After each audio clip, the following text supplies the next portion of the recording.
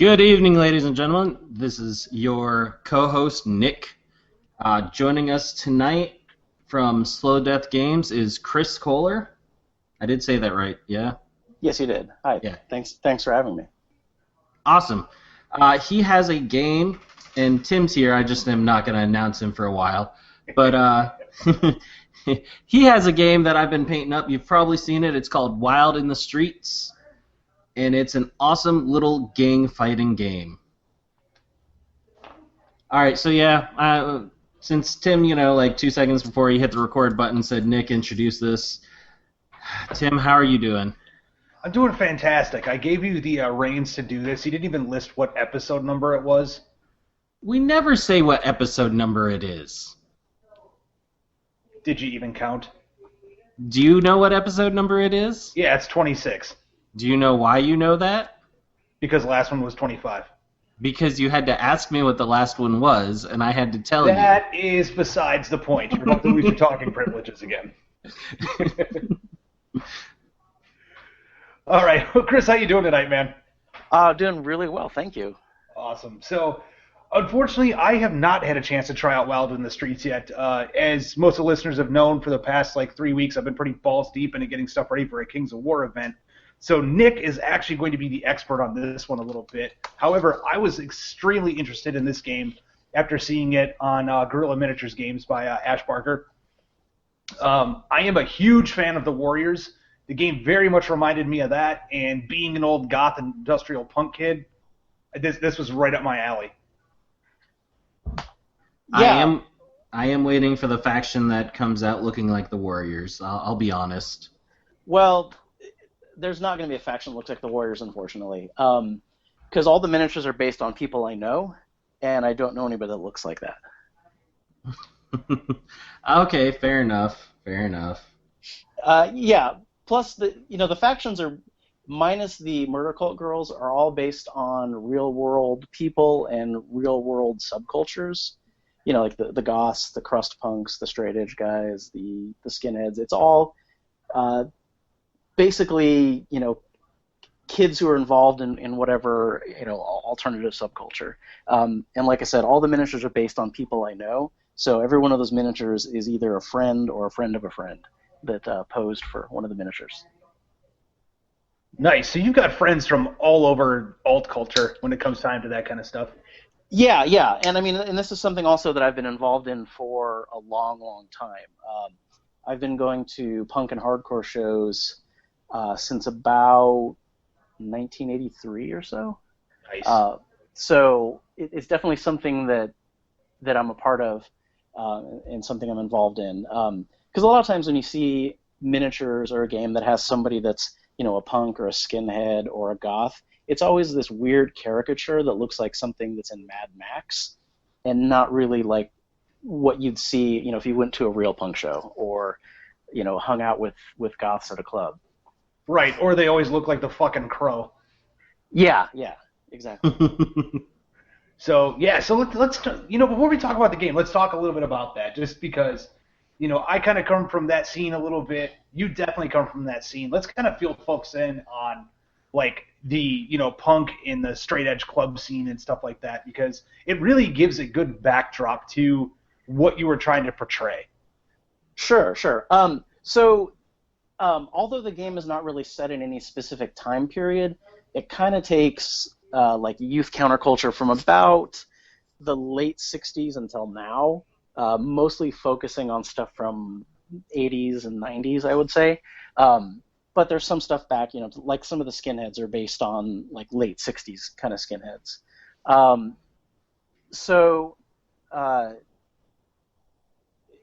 Yeah, how to respond to what you want. It's an open-ended question, however the hell you want. Yeah. So I would say, the game is basically just kids fighting in the streets. That's all it is. But I wanted to base it on somewhat of a real-world situation. I wanted to feel like it could take place in any town, any place. It could be kids in Southern California, could be kids in New York, could be kids in Minneapolis, could be kids anywhere, or kids in the UK, kids wherever. So each of the gangs is going to have what I consider to be part of those subcultures. So it's like, for example, the skinheads. Some of the skinheads are going to look like Spirit of '69 kind of skinheads. Some are going to look like more modern skinheads.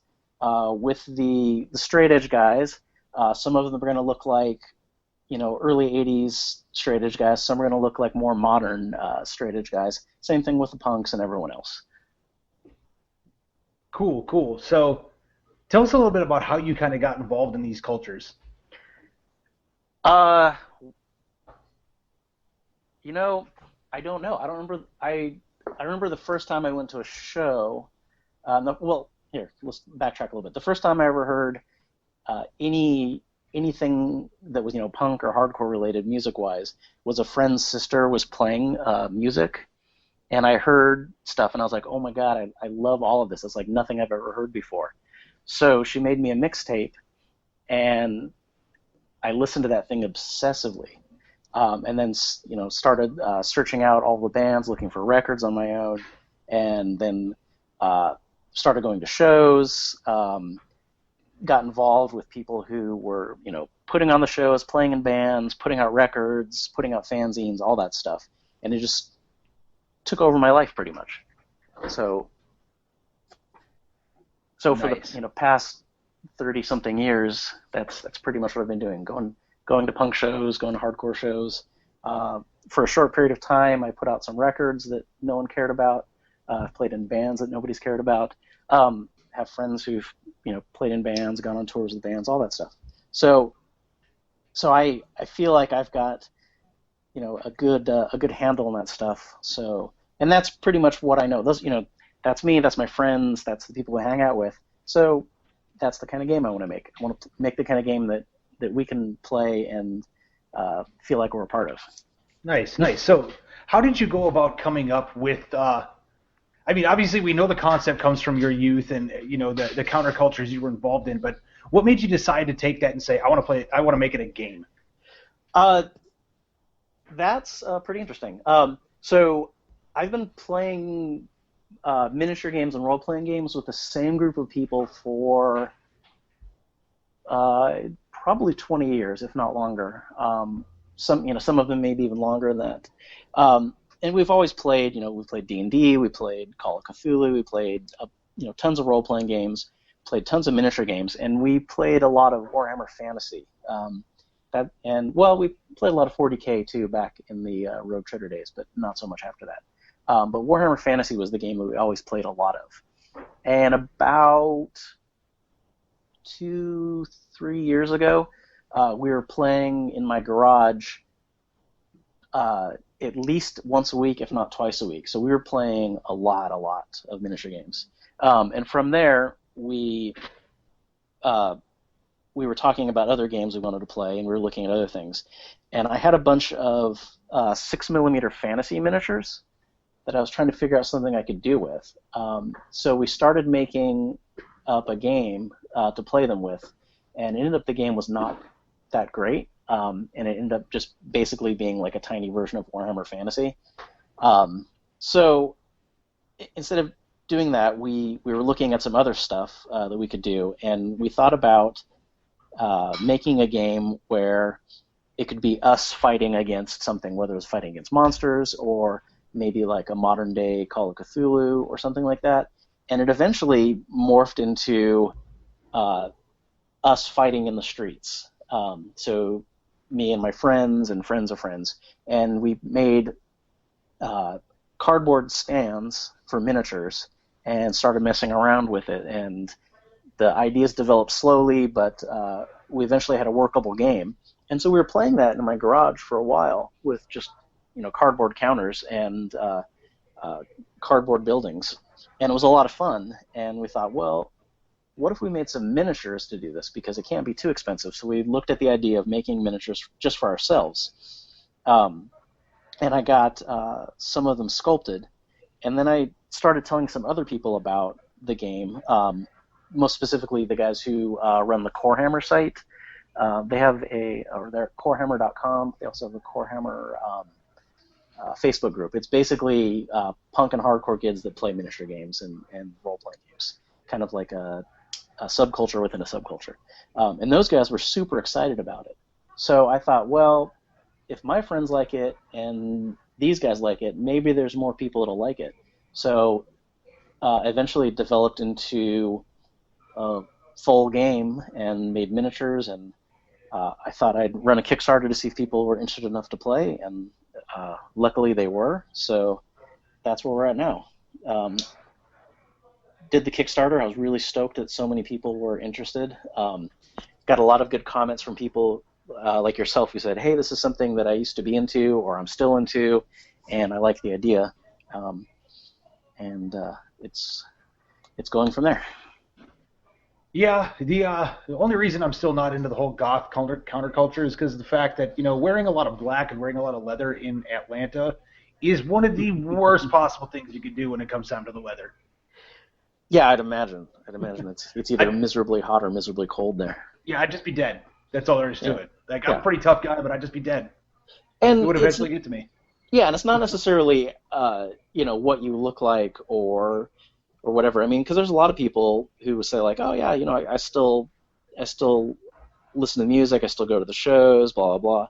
I mean, it's not about appearance, it's about attitude. Yeah, absolutely. So you started developing the game, and how many iterations of rules did you go through? I know you said you started kind of like with this weird Warhammer 6mm game. How long did it finally take you to come to the finished product that we have now? About a year of playing it. And I would say within the first 3 months, it was pretty much done, and then the rest of the time was refining it and making changes to stats, making changes to the cards, planning out what the future gangs are going to be, that kind of stuff. Nice. So, mechanically, how long did it take you to refine the mechanics? Was it also within that year period, or did that take you a little bit longer and a lot more trial and error? No, it was within that year period. And the game is really, really simple. I mean, it's the whole the quick start rules fit on a half sheet of paper, so it's pretty simple. And part of the reason I made it that simple is because I love simple games. I love to be able to just pick up a game, throw miniatures on the table, play, finish a game, and then start a second game in the same night. And also, I want people who haven't played miniature games before to be able to jump in and play. We have a pretty big group of people that play here. I mean, it's not like everybody plays every weekend, but there's a good group of people that they show up when they can, once every month, once every 2 months, or once every week or whatever. And a lot of those people have never played a miniatures game before, and they're really stoked on it. Because that's one thing that I've noticed with people. Like, I'd meet people at shows and they'd say like, oh yeah, I really want to play D&D or Warhammer, but I don't know who plays, or I don't know how to get started. And so I've made the game accessible for people like that I know that want to play games but haven't necessarily had a chance to play. Nice. So let's talk a little bit about Wild in the Streets, and we'll go into some of the factions, we'll go into the gameplay and some of the mechanics, because a lot of people that listen to the podcast like to know more about your games. So let's start with what size board does it use, how much terrain, things of that nature. Okay, so if you've got just two, if you're playing against your friend, and you've just got the two starter gangs, which is 3 miniatures per side, I recommend doing a 3x3 board, and put tons and tons of terrain down, as much as you can. Make it look like a city, make it look like, a park, or, wherever you think people would get into a fight. But once you start adding some more miniatures, or you move into 3 or 4 player games, it plays better on a 4x4 board, and again with tons of terrain. Nice. So let's talk a little bit about the factions themselves. Right now, which factions do you have? There are straight edge, crust punks, skinheads, murder cult girls, and goths. Okay. And is there certain cross culture that can kind of blend together to make a bigger crew? Yeah. There's an allies chart that I actually haven't put out yet. That people will be able to add gangs or add people to their gangs. Basically, it'll allow you to say like, okay, for example, the goths and the skinheads can work together. So you can have a skinhead gang, and you can take one goth personality figure and then a bunch of goth, people to add, because it's not really units, but goth, a bunch of cards worth of goths that you can take. So you can make a bigger gang, and the game actually addresses that by when you do things like gang up on people to fight, you get bonuses, but you can't get a bonus if someone's not in your gang. So if you've got a bunch of skinhead or one skinhead surrounding and a bunch of goths surrounding a guy, the skinhead doesn't get bonuses for the goths, and the goths don't get bonuses for the skinheads. So even though they fight in the same gang together, they don't get the benefits. Gotcha. So it does have its ability to expand and kind of cross with gangs. They're just not going to get full benefit of, like, saying being a member of the goths. Correct. And I also plan to expand all of the gangs. Like the current 5 gangs will be getting expanded. I want to do. My goal is to do at least one release a month, starting in September. So every month there'll be one, whether it's a single personality figure or a group of figures. Like for example, like the skinheads have the skinheads, which is 2 models that go together. So the skinheads will get another release, which will be, and their next release is going to be the fresh cuts, which are going to be young skinheads. So they'll be weaker, but you'll get more of them. Gotcha. Okay, cool. So you mentioned a little bit about multiplayer games. How does that go about working compared to the standard 2-player game? Do the rules change at all? No, rules don't change. Rules are the same whether you have 2 players or 4 players. And actually, we've experimented and we've done some 6-player games, and it plays pretty well with 6 players. You just have to limit the amount of cards that you bring. Sorry, you said 6-player games, and the first thought that came to me was Anchorman and the big battle, the big showdown between all the news crews. Yeah. Well, and that's one of the things, like if you look at like that, or you look at any gang fight movie or whatever, the exciting part of that is when they're meeting up to fight, and for Wild in the Streets, just to go on a tangent here, the way the setup works, the initial setup, is you can set up your miniatures any place you want on the board. There's no deployment zones, there's no unit coherency, there's none of that. Because I want to simulate that it's either a gang fight that's in progress or it's just about to start. Because the thing that I don't really enjoy about games is staring at my opponent across the table for 3 turns while we kind of maneuver our way into a fight. I want to jump right into the fight. And so I guess Anchorman is a good example of that, because that scene where they fight, it's not like they stare at each other for 20 minutes. It goes right away. They jump in and start fighting right away. Right, and then you have Steve Carell pull out a hand grenade. Yeah. Well, and that's actually one of the interesting mechanics in Wild in the Streets. Not necessarily a hand grenade, but there are different cards you can pull that can change the dynamic of what is going on. Yeah, the event cards. And that's the thing that actually changed the most during development. Those event cards changed probably like every month. We would change the way we were doing them, just throwing out ideas and seeing what would work, what wouldn't work. And one of the initial things for the event cards, because the event cards are random, was that whoever pulled the event card got to use it. But that made it not as fun, because people would hang on to the event cards until there was almost nothing left in the deck, and so they can guarantee that they would get it. So we modified that. So now the way the event cards work is whoever puts the event card in the deck gets to use it, but not until the event card comes up. So sometimes you won't get to use the event card because it'll come up after it's useful, or it'll just come up and you'll never be able to use it. Like, for example, one of the cards is Homemade Speed.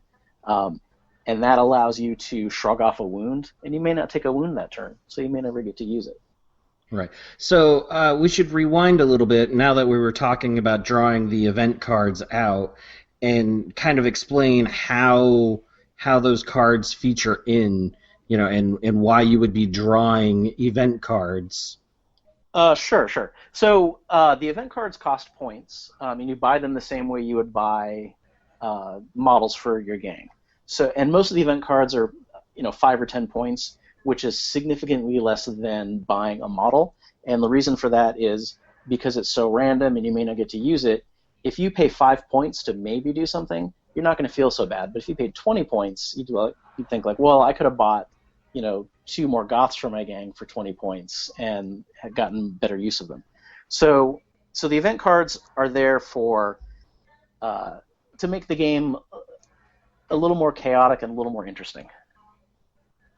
Right. So one of the mechanics of the game is that you have all of your characters and you lay them out, but they have a duplicate card, a stat card, that gets, at the beginning of the turn, they all get put and shuffled into, everyone's cards get shuffled into a deck. And you draw whoever's turn it is draws a card. And Yeah. So you take all of the cards. So there's a card for the leader. There's a card for, like, if we use the skinhead gang as an example, there's a card for Dawn. There's a card for skinheads, which gives you 2 skinheads for the card, and there's a card for Maggie. So you take those, and if you're, say, playing against the Goths, the Goth player would have a card for Dave, the leader, a card for the Death Rockers, which is 2 miniatures, and then a card for the Goths, which is 3 miniatures. And so you would shuffle those all together, and you would turn them over one at a time, and that's when things activate. And when that card activates, all the models who are attached to that card activate. So, for example, the Goths card, there's 3 Goths. So that card gets flipped, all 3 of them do whatever they're going to do. Right. Gotcha. So it creates its own initiative. Yeah. So you have to plan ahead, like, I hope this card comes up, but if it doesn't, here's my alternate plan of what I'm going to do. And it also makes it so that it's not the alternating you go, I go. It is random, and the event cards get mixed in there, so you may or may not pull the event card at an opportune time. Correct. Because and that, to me and to the people I play with and pretty much everybody that's played, they like that, because you have to plan, but your plans may not work. So even though, again, going back to the homemade speed card, even though that homemade speed card comes up, you may not get a wound that turn, so that card might get thrown away because you didn't get to use it. Or you could take a wound and then pull the homemade speed card, and you can't shrug that wound off because you've already taken it before you got the card. And I've noticed that there's new players who mostly have never played miniature games before, love the event cards and just throw them in every turn. People who are more experienced gamers tend to be more conservative with their event cards for the first couple of games, thinking like, I got to hang on to this because it's, I need to use it at the right time, and they don't really think like, well, it could come up or it could not come up, and they end up hanging onto the cards the entire game and never using them. And then about the 3rd or 4th game, they go, okay, I understand now. Just throw the cards in when you think that you'll be able to use them and use them. Don't hang on to them thinking, I got to hang on to them because, for whatever reason. And the event cards are one use only. So once you've thrown it into the deck, it gets pulled, it gets used or not used. It can't be used again in the game. Which makes sense because that kind of gives it the flavor. Even though it's a game mechanic, it gives it the flavor of feeling like a chaotic gang fight. You don't know who's pulling what at any time to get the jump on you. Yeah, and there's no event cards that really break the game. There's a couple that didn't get put into the Kickstarter that nullify somebody's turn, but not their entire turn. It just says the next Goth that gets drawn can't activate for whatever reason, or like one of them is somebody left an open 40 in the alley, and when that card gets pulled, the next crust punk has to immediately move towards where that beer got left. So instead of fighting somebody, they go like, oh, free, And there's also free beer. Yeah, there's actually a few cards like that. There's a free beer card for the skinheads that someone brings free beer to a party and they hear about it, so they don't want to fight anymore. Just stuff like that. The event cards are there to be fun and chaotic and not game breaking. So it's funny when you say crosspunk. I mean, it's kind of understandable. But a music venue that I'm a fan of back in Florida, the Green Door Music Hall, they were having a punk show one night, and kind of during the middle of one of the opening acts, all of a sudden, like, half the people just disappeared out of the music hall, and it's like, where the hell did they go? And you go and look in the parking lot, and someone had shown up with some beer and was like, here you go, handing people beer. Yeah, and that's the kind of thing that I want to happen. Because I mean, even though you're fighting someone, if someone goes, hey dude, Dave brought free beer, you're gonna be like, well, I don't want to fight, I'm gonna go drink this free beer and run away. But then there's also the event cards only affect certain things. Like the free beer card won't work on straight edge models because they're straight edge, they don't drink. So you can't tempt them away with free beer. Yeah, Right. Good point. Yeah. I was thinking it's like, okay, so the event cards you can kind of pop on anybody, but it makes sense because the straight edge themselves, they wouldn't drink, they wouldn't do anything of the sort. Their whole thing is being all natural. Yeah, and that comes up and it's kind of an exciting, fun thing when you're playing a game against the skinheads, because the skinhead leader has both the skinhead and straight edge attributes. So when someone plays the free beer card, like, well, it doesn't work against the leader because he's straight edge, so he's not going to go drink your beer. So sometimes you think like, haha, I got the drop on you, but you really don't. And again, the event cards are there just to add flavor and just to be fun. They're not meant to be game breaking, and there's been very few people that haven't liked the event card mechanic. Most people that haven't liked the event card mechanic are the same people that say, well, how do I play this in a tournament? Yeah, so that's I don't see how you could play a game of this nature in a tournament. I mean, everything going on is so chaotic that you can't plan for it. No, and to a point, but like yeah. you're not going to go crazy about it. Yeah, and that's the kind of thinking that I'm trying to break from people like, well, how do I play this in a tournament? Like, tournaments have their place, and people like to play in tournaments. Nothing wrong with tournaments, but you shouldn't play every game like you're playing in a tournament. Wild in the Streets is a game for people to play to have fun with their friends, and you set up the table, you throw on whatever your favorite record is, and you move some miniatures around and fight each other. It's fun. It's not meant for being serious or playing tournaments or whatever. It's meant just to be fun. So that's the kind of thing where I have to tell people, and they go like, well, how does this tournament thing work? How does that work? Like, don't play tournaments. Just play. Just throw your models on the table, play. You only have to paint up, a dozen figures. Right. And you can play. Well, it's the same thing like with a gang fight. You're not going to win every one you ever walk into. Yeah, it's just not going to happen. Yeah, and with scenarios also, it's not necessarily you have to beat everybody up. Scenarios will add things like, well, the crust punks are going to try to steal beer from 7-Eleven, and your job is to stop them from stealing the beer, whether it's barricading the 7-Eleven or beating them up or distracting them somehow. So it's not necessarily just beat everybody into submission. You can do scenarios and have fun. And we've done a bunch of scenarios, which I'm going to start publishing on the in the Facebook group. That it adds more fun to the game to do scenarios. Yeah, definitely. Especially when we're talking skirmish games. I know I've mentioned it numerous times on other podcasts, but skirmish gaming, especially out of any other type of gaming out there, it really needs scenarios to give it more of that RPG element. Because it's not always just about running across the table, kicking each other in the teeth. Yeah. And when you're first learning a game, that's the easiest way to learn and the most fun is just, okay, let's line up and fight each other.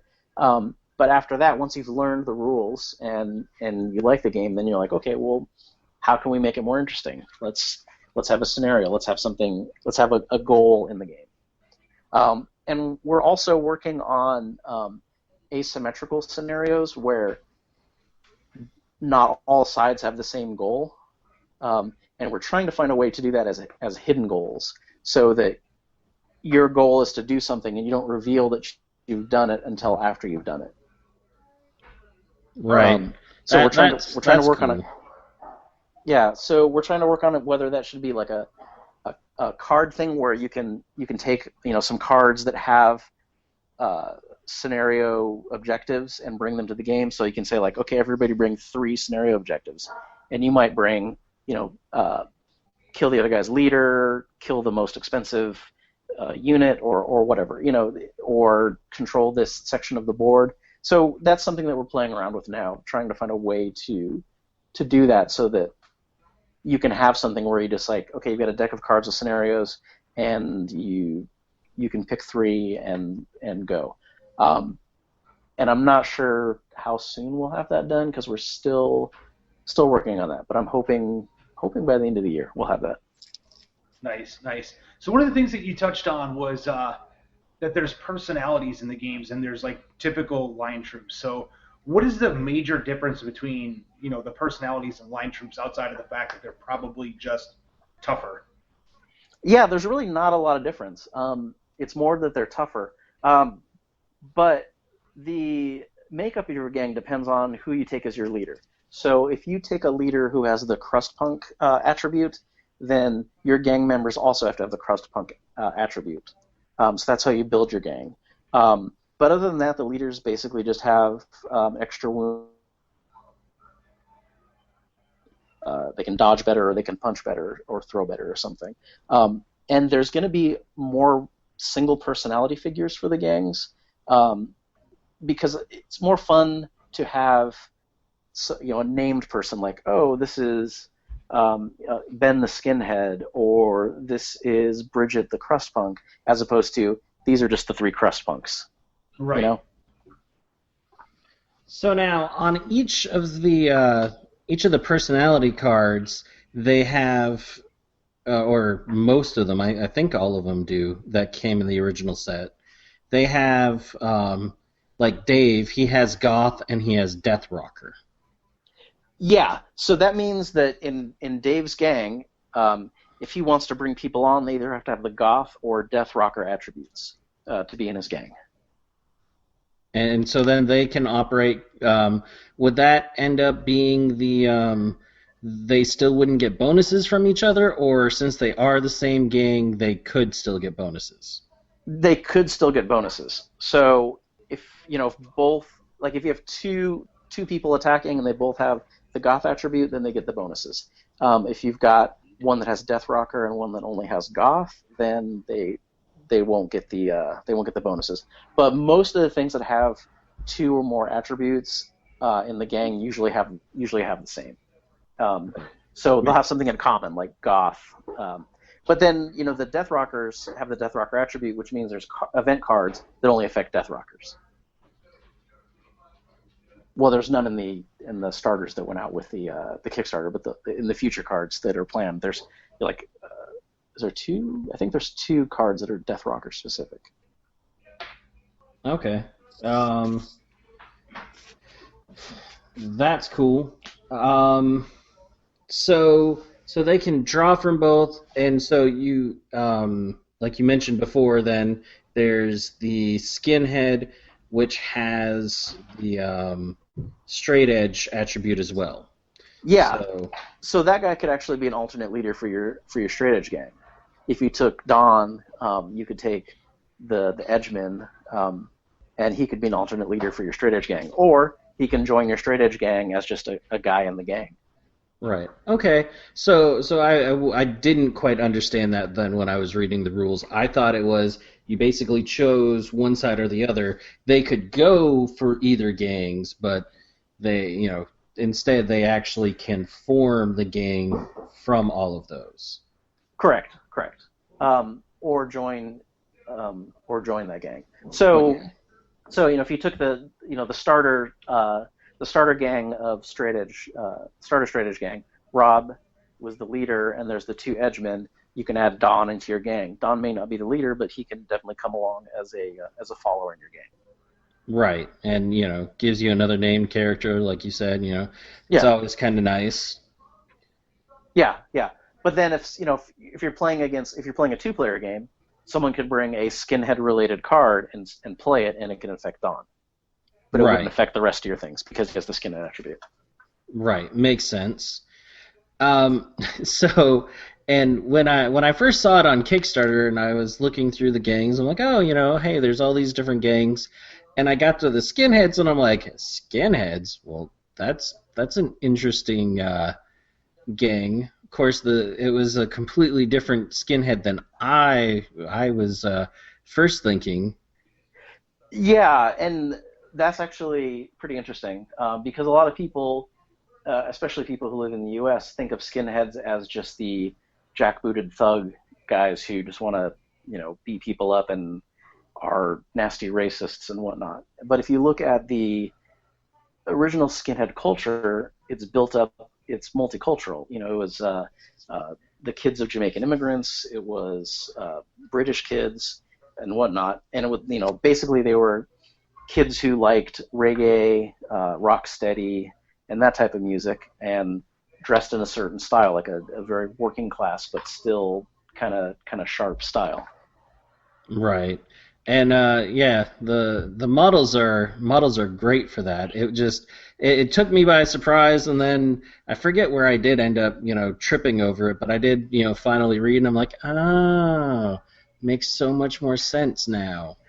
Yeah, because they also didn't look like the jackbooted thugs. Well, one of them does. The one who's like most obviously, or he's bald and all this. Don holding up the banner. Yeah, holding up the banner and all that. It's like, he's good, but the rest of them, no. Yeah, well, Don's got the soccer scarf that he's holding up for his favorite team, and there were the skinheads that branched off into that soccer hooligan stuff, soccer hooligans. Sorry, I had trouble with that word. And there's those types of skinheads, and it's a pretty varied subculture. I mean, there was even communist skinheads and whatnot. So it's a pretty varied subculture, and I want to show that kind of thing because most people are going to go, oh, skinheads, so that's going to be my gang of racist idiots that are just dumb and going to beat people up. No, it's traditional skinheads. In the same way that when you see in a lot of games or any sort of media, when you see a punk, you see someone who doesn't look like anything like someone who is actually going to punk shows. It's that perception that people have who are outside of that subculture. Right. Totally understand it. And I've been painting up the models slowly. I know I've got a dozen models, and it's been I've only been getting a couple done a week lately. But it was funny because one of the guys who did the sculpting for you, Lee. Yeah. I was on a hobby hangout, and I was painting, and of course people were like, "Hey, what are you working on?" And I said, "Wild in the Streets." And he's like, "What mini are you painting?" And I held it up, and I forget which one it was, and he's like, "Hey, I sculpted that one." Yeah, he did a lot of the models. I worked with 3 sculptors on this, with Lee, James Van Schaik, I hope I'm pronouncing his name right, and Matthew Lavotha, who, again, I hope I'm pronouncing his name right. And those 3 guys have sculpted everything. It's just those 3 sculptors. And they've all done a great job. I'm really happy with everything they've done. Yeah, they are definitely nice models. A lot of little detail. Thanks. And as I said in the beginning of the show, every one of those models is either one of my friends or a friend of a friend. So when I plan to do models, I call up that friend or friend of a friend and say, okay, dude, let's let's do some photos. They come over, or I go to their house, and they pose, and I take photos of them and from front, back, and both sides, and that's what I send to the sculptors to work with. Makes sense. Yeah. So let's see. We've kind of covered the terrain. I'm actually working on terrain. That was my project this weekend, was figuring out how to build row houses. Oh yeah, I saw that. Those looked really good. Thanks. I actually only managed to get done one, but I have the process down. I actually carved each one of those bricks out by hand, and I spent a little while trying to figure out how to do it faster, but I haven't found anything, so... I'll give you a tip on that a little bit later on.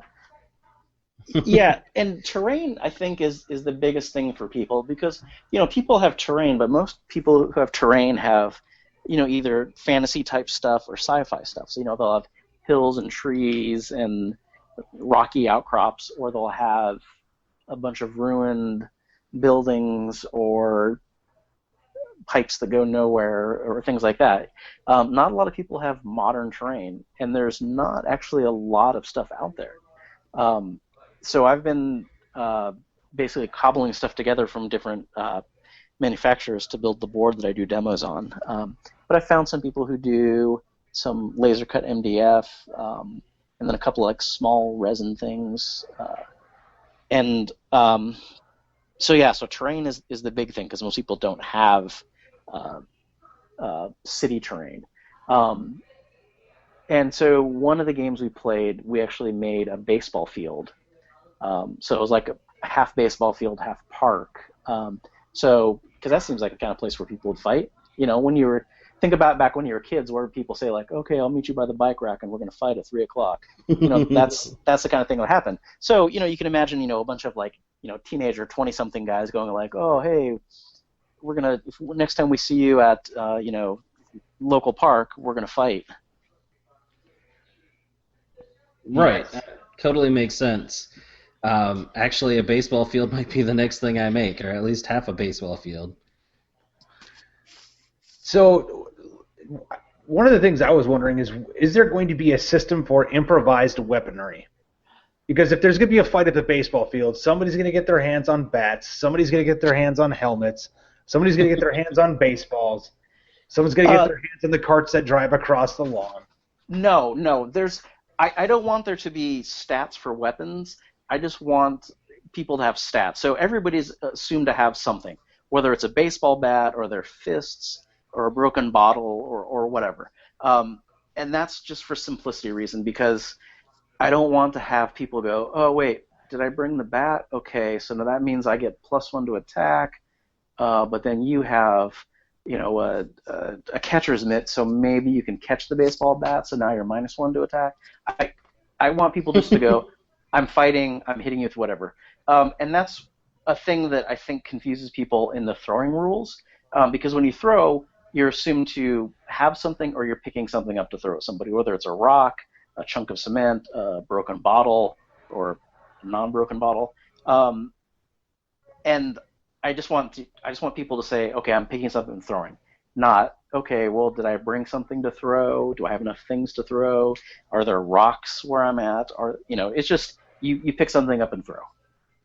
And so it's the same thing with fighting. When you're fighting somebody, you're either hitting them with your fists or hitting them with something else. Doesn't matter. In real world, getting hit with a lead pipe will probably hurt a hell of a lot more than getting hit with a fist, but it's a game, so it's okay to have that layer of abstraction. Yeah, that's very true. I mean, I've always talked about that too. When you're dealing with games, mechanics are always key, and if you want to keep it simple, you definitely don't want to overcomplicate it. But there's always those people that always want more. Yeah, there are. And we are lucky that we're in an era where there's so many games that we can play, that you can play a simple game or you can play complex games. So if you really want a super complex game, they exist. If you want a simple, sit down with friends game, those exist too. There's things in the middle. And I don't want to make a game that tries to be everything to everyone. I just want to make a game that I want to play and that the people I know want to play. Oh, sure. I mean, that's what the key is to it at the end of the day for, a lot of people that get into this. Because I've said it before, and, again, hats off to you. Like, anytime you go out of your way to make a game and you're not just like, oh, well, I made a PDF and shared it with my friends. Like, it's a ballsy move, especially in today's market. So, it's definitely a good thing that you're doing it. Thanks. Yeah, and I mean, I'm not trying to have like the attitude of like, well, it's my game, so screw you if you don't like it.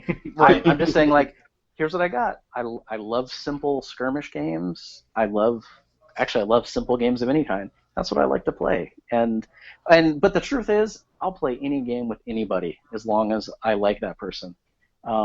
If someone says, hey, I've got this super complex game and we're going to play it, this weekend, if you invite me, I'll come over and play it. I'll play any game you want.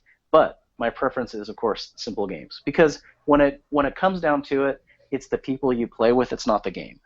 I want to hang out with friends and have fun. And if playing games is how we're doing it, then that's how we're going to do it.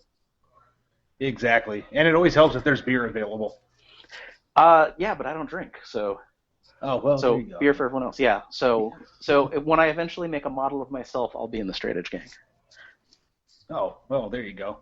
Yeah. All right then. Interesting. So, scenarios. I know that you said you're going to start publishing some on Facebook. What scenarios do you have in the game right now that allows people to kind of break into it and get playing? There's none that are published, but the ones that we play with are the crust punks are trying to ruin the show by drinking in front of it. So everyone has to stop the crust punks from drinking in front of the show and getting it shut down. The other one is skinheads robbing the 7-Eleven. Well, not really robbing, but like running in to grab beer and run out. And so you have to either defend the 7-Eleven or stop them from doing it. And those are the two that we play the most, because we're trying to refine them enough to get them written down and say, here are the scenarios. But pretty much every time we play, we just make something up. We go, okay, what do you think would happen, with how we built the city like this, or how we built the terrain? Why do you think we're fighting? And then we go from there and take notes and figure out what works and what doesn't. Because the game plays really fast. Once you know how the game plays, you can finish a game in, well, if you're using just starters, 30 minutes maybe sometimes longer. So we tend to play for a couple hours and get a bunch of games in and say, okay, well, this worked, this didn't work, so how can we modify these scenarios? So hopefully I'll have some scenarios up next month, maybe the month after. Again, the scenarios are going to be really simple. It's not going to be super complex stuff. It's just simple scenario, just to add some variety to the game. Right. I want to see something where metalheads sort of mosh pit around goths dancing, because they always like to dance in a corner.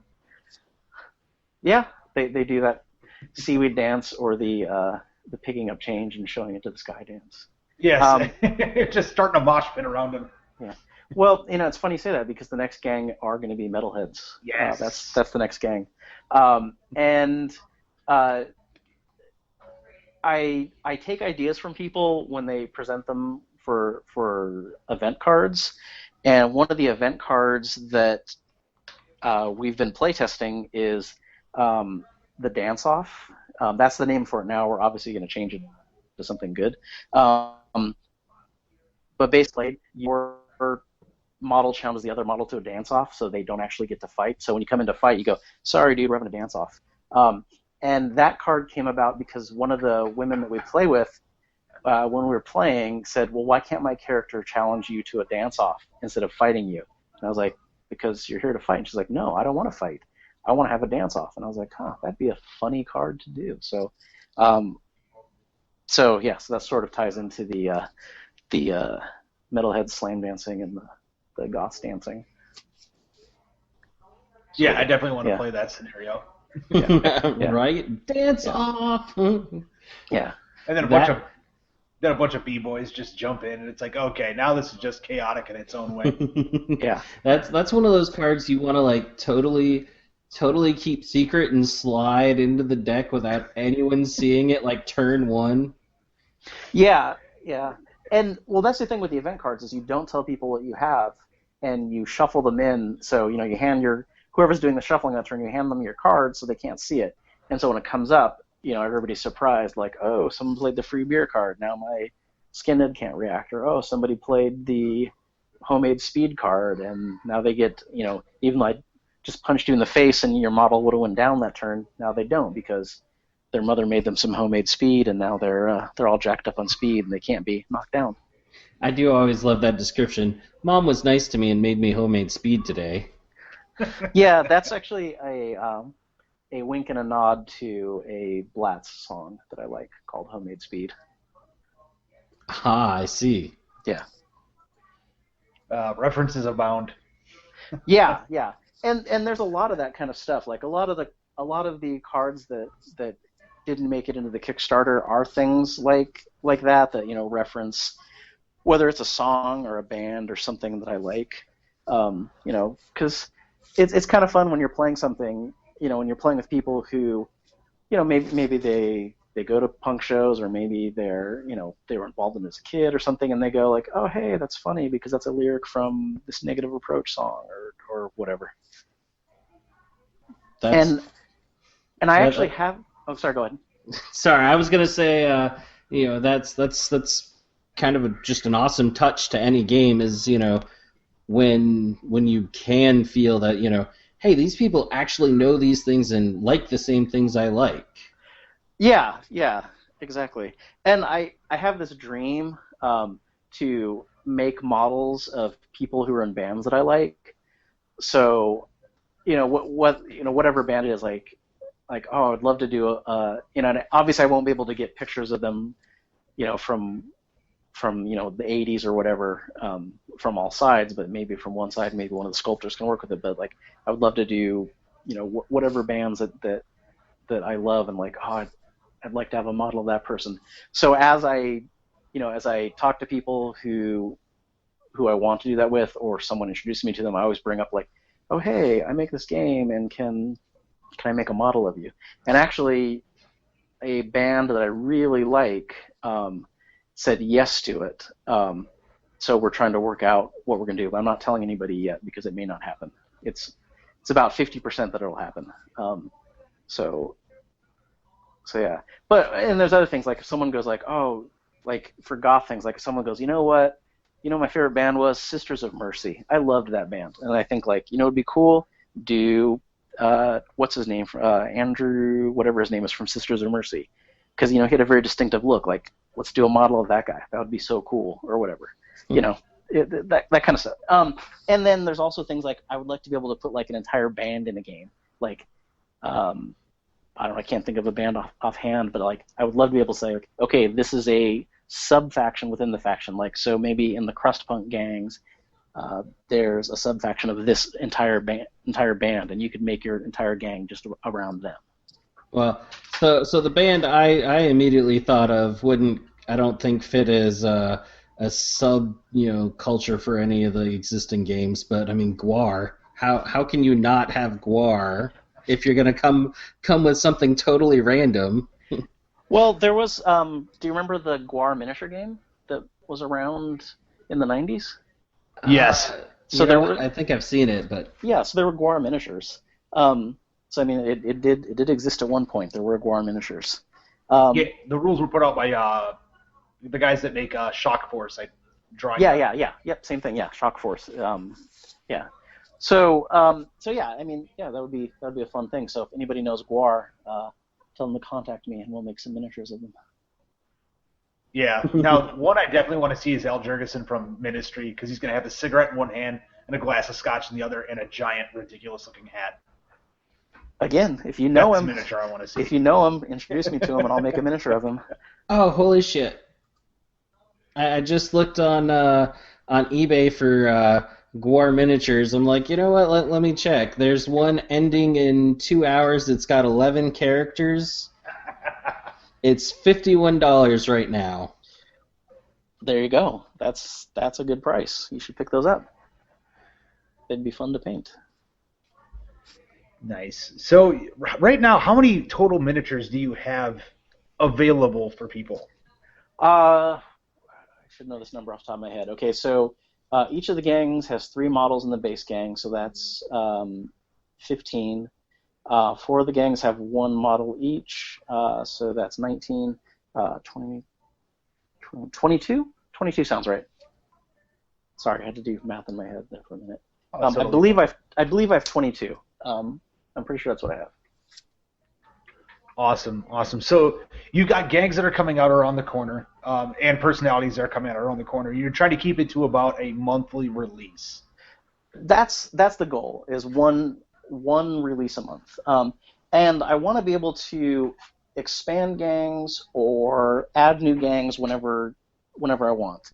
I don't want to have army books or lists or a book with everything in it, because then I kind of feel limited if you do that. I want to be able to just say, oh, hey, I met these, 3 straight edge kids, and I thought that they looked like they'd make good models, so I took photos of them and we made miniatures of them. So now they're the youth crew straight edge guys. Or, I have a friend, and his girlfriend said that she wanted to be a miniature, and she's kind of gothy looking, so now we've got a new goth personality, or whatever.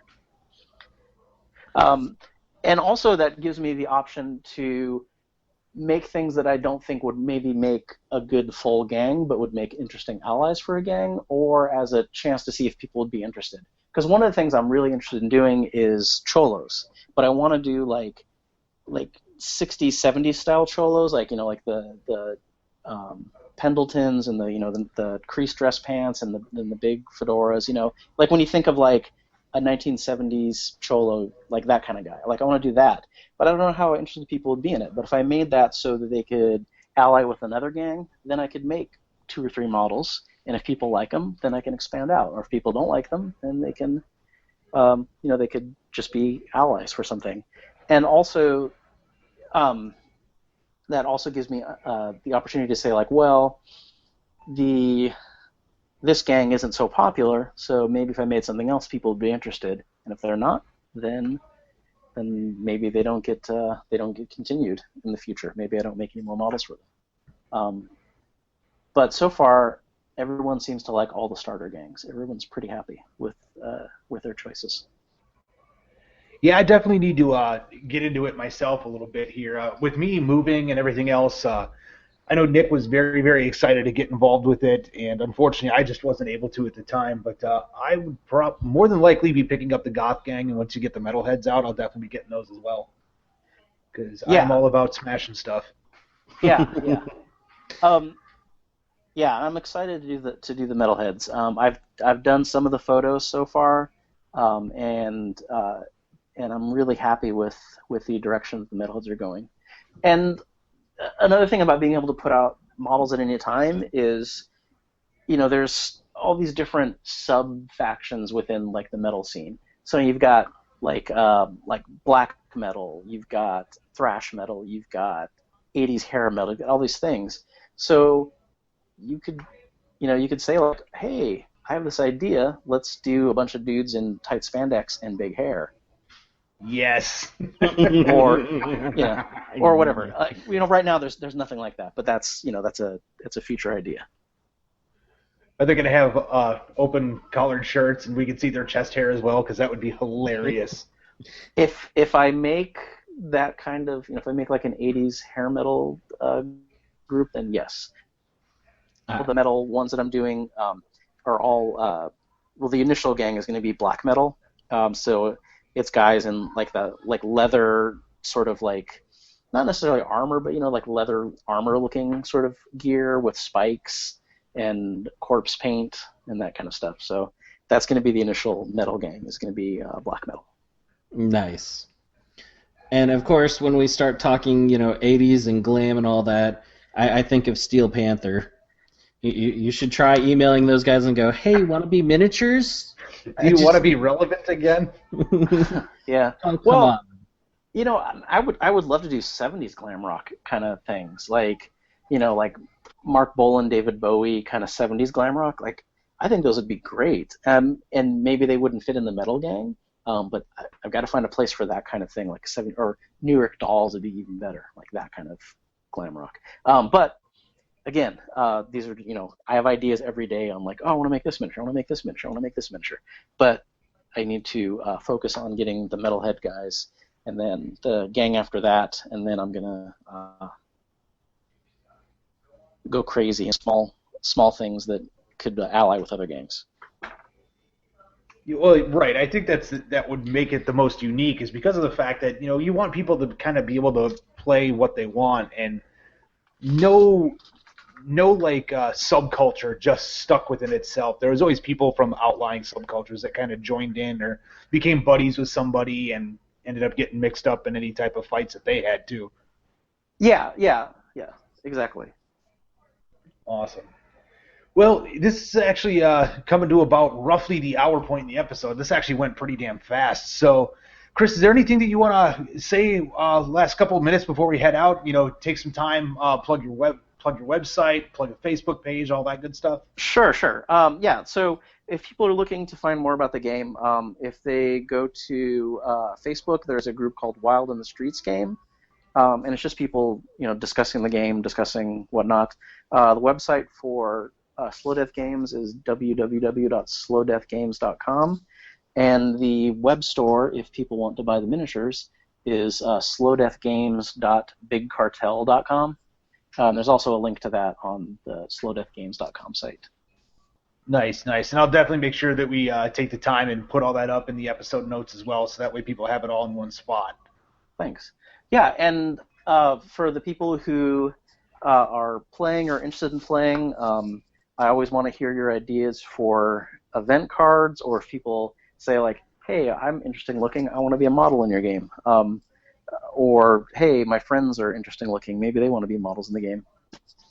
Never hurts to send pictures so I can get ideas for miniatures, and maybe we can do miniatures of you or your friends. Or if you have ideas for event cards or scenarios, get them published in the game. Yeah, Nick and I could probably do a podcasting gang, but we'd just get our asses beat. Yeah. Oh, come on! I can dig up my my Mohawk pictures. They're not too old. Yeah, I actually have an idea for a gamer gang that would be war gamers, but I'm not sure how I'm going to do it yet. But that's an idea. And one of the things that people mentioned a lot during the Kickstarter is they want corrupt cops as a gang. So that's also something we're exploring. We've play tested them a few times, but we haven't really done anything to make them feel like they're corrupt cops. They just kind of feel like they're another gang that doesn't really do much except for fight. So that'll probably, if we do, it'll probably get resolved by having a bunch of event cards that are related to that. Nice. That would definitely add the flavor to it.